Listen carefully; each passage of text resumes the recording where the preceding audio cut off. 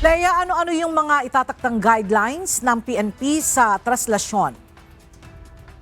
Magandang tanghali sa iyo, Ella. Pinaalalahanan nga ni PNP Acting Chief Police Lieutenant General Jose Melencio Nartates Jr. ang publiko na mahigpit na sumunod sa mga patakaran para sa kaligtasan habang papalapit ang Traslasyon 2026. Binigyang diin ni General Nartates ang kahalagahan ng pagiging mapagmatsyag at pakikipagtulungan para matiyak ang isang ligtas na posisyon para sa lahat ng mga dadalo.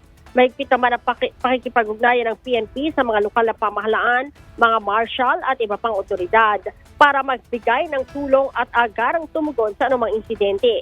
Pinapayuhan din ng PNP ang mga deboto na iwasang magdala ng mga ipinagbabawal na bagay gaya na lamang ng baril, paputok o pyrotechnics, mga babasaging lagayan ng tubig, hoodies, cap o sombrero, mga bag, gadgets at alahas.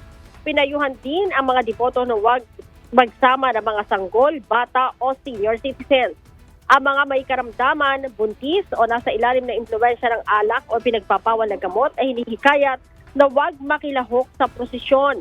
Hinihikayat din ang mga kalahok na magsuot ng komportableng kasuotan, manatiling hydrated, magdala ng transparent na bag, magbaon ng merienda at tubig, alamin ang ruta ng prosesyon at manatiling malapit lamang sa kanilang grupo.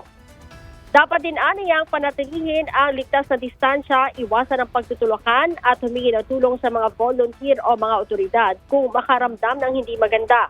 Bilang bahagi, Ella, ng mga hakbang sa seguridad, magpapatupad naman ang PNP ng gun ban mula January 8 hanggang 10 habang ang pamahalaang lungsod naman ng Maynila ay magpapatupad ng liquor ban sa loob ng 500 meters mula sa Quiapo Church sa January 9. Ella, ipinagbabawal din ang paggamit ng mga paputok o firecrackers mula Huwebes hanggang Biyernes. Ella?